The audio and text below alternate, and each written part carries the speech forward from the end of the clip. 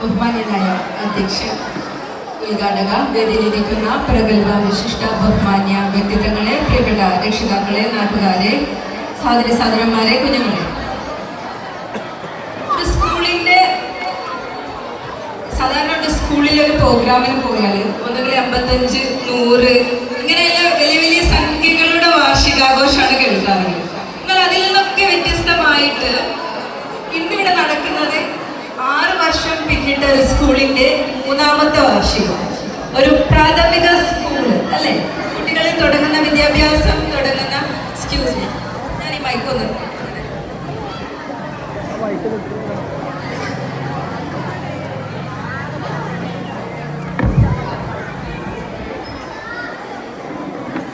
Height കുറവായതുകൊണ്ട് അത് ഭയങ്കര ബുദ്ധിമുട്ട്, നിങ്ങളെ ഫേസ് ചെയ്യാൻ പറ്റുന്നില്ല, സോറി. അപ്പൊ ഞാൻ പറഞ്ഞു വന്നത്, എല്ലായിടത്തും നമ്മൾ കേൾക്കാറുള്ള സ്വാഭാവികമായിട്ട് വലിയ വലിയ വാർഷികങ്ങള്, വലിയ വലിയ സംഖ്യയുടെ വാർഷികം. എന്നാൽ ഇവിടെ കേൾക്കാൻ സാധിച്ചത് ഒരു 3ാം വാർഷികം, 6 വർഷം പിന്നിടുമ്പോൾ 3ാമത്തെ വാർഷികം. എന്നിരുന്നാലും ഒരു പ്രൗഢഗംഭീരമായ സദസ്സിന് സാക്ഷ്യം വഹിക്കുക എന്നുള്ളത് വളരെയധികം സന്തോഷം. 2020 ഞങ്ങളുടെ ഭരണസമിതി അധികാരത്തിൽ വരുന്നത്. ആ 20 തൊട്ട് ഈ 4 വർഷത്തെ പദ്ധതി രൂപീകരണത്തിൽ എല്ലാ വർഷവും ഒരു പദ്ധതി സ്കൂളിനുള്ളത് എന്നുള്ളതാണ് ഇതിന്റെ മികവ്. 2021 വാർഷിക പദ്ധതിയിൽ 4 ലക്ഷം രൂപ ഇവിടുത്തെ ടോയ്ലറ്റിന് വകയിരുത്തിയെങ്കിൽ തൊട്ടടുത്ത വർഷം സ്കൂളിന്റെ നവീകരണം, പുനരുദ്ധാരണം എന്ന വിവിധ സ്കൂളുകളിലും ഈ സ്കൂൾ ഇടം പിടിച്ചു.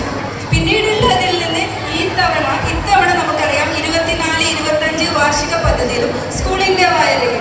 എവിടെ നോക്കിയാലും ഈ സ്കൂളിന്റെ പേരില്ലാത്ത ഒരു പദ്ധതി ഗ്രാമപഞ്ചായത്ത് ഈ ഭരണസമിതി വന്നതിന് ശേഷം മുന്നോട്ട് പോയിട്ടില്ല എന്നുള്ളതാണ്. അതുപോലെ തന്നെ പാഠ്യേതര പദ്ധതികൾ ഏത് തന്നെയായാലും അത് ഗ്രാമപഞ്ചായത്ത് മുഴുവൻ നടപ്പിലാക്കുന്ന എല്ലാ പ്രാഥമിക സ്കൂളിലേക്ക് നൽകുന്ന എല്ലാ സൗകര്യവും, അതിൽപ്പെട്ട സ്കിൽ ഡെവലപ്മെന്റ്, ലാംഗ്വേജ് സ്കില്ലിന്റെ ഭാഗമായിട്ട് ടോക്ക് ഈസി എന്ന ഇംഗ്ലീഷ് പ്രോഗ്രാം, ലാംഗ്വേജ് സ്കില്ല് വർദ്ധിപ്പിക്കാൻ. അതുപോലെ തന്നെ ഇവിടെ സൂചിപ്പിച്ച മാലിന്യ സംസ്കരണത്തിന്റെ നവകേരള മിഷന്റെ ഭാഗമായിട്ട് 2 പ്രൊജക്ടുകൾ, സോപ്പിറ്റ് നിർമ്മാണവും അതുപോലെ തന്നെ കളക്ടർ സർവീസ് സ്കൂളും. ഈ പദ്ധതികളൊക്കെ നടപ്പിലാക്കുമ്പോഴും അതിനൊക്കെ വിജയം ഭൗതിക സൗകര്യങ്ങൾ നമ്മൾ ഒരുക്കുമ്പോഴും അവിടെയുള്ള കാതൽ എന്ന് പറയുന്നത് നിങ്ങൾ രക്ഷിതാക്കൾ എന്നുള്ളതാണ്. ആ രക്ഷിതാക്കളും ടീച്ചേഴ്സും ഒരുമിച്ച് കൂടി ഒരു നാളത്തെ വാഗ്ദാനങ്ങളെ വാർത്തെടുക്കുമ്പോൾ നമ്മൾ അവിടെ ചെയ്യേണ്ടത് ഒരേ ഒരു കാര്യം, നമ്മൾ അവർക്ക് നൽകേണ്ടത് നിയന്ത്രണമില്ലാത്ത സ്നേഹം എന്നുള്ള ഒരു കാര്യമാണ്. ആ സ്നേഹം നമ്മൾ നിയന്ത്രണമില്ലാതെ നൽകുകയാണെങ്കിൽ എന്ന് കരുതി ആ സ്നേഹത്തെ നിങ്ങൾ തെറ്റായി വ്യാഖ്യാനിക്കുക. അവരാഗ്രഹിക്കുന്നത് എന്തും നൽകുക എന്നല്ല, നമ്മൾ റോൾ മോഡൽ ആയിക്കൊണ്ട് എന്താണോ അവര് ഇവിടെ ചെയ്യേണ്ടത് എന്നുള്ളത് നമ്മൾ ജീവിത മാതൃകയായി കാണിക്കണം എന്നുള്ളത്.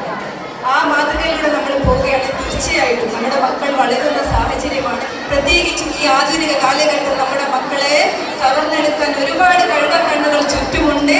ഈ തുടക്കം എന്നുള്ള ഈ അടിസ്ഥാനം, ബേസ് പ്ലാറ്റ്ഫോം നമ്മൾ നല്ല രീതിയിൽ പടുത്തുയർത്തുകയാണെങ്കിൽ തീർച്ചയായിട്ടും നമ്മുടെ മക്കൾ ഭാവിയിൽ നല്ല മക്കളായി തന്നെ മുന്നോട്ട് വരും. അതിലൊരു ടെൻഷനും വേണ്ട.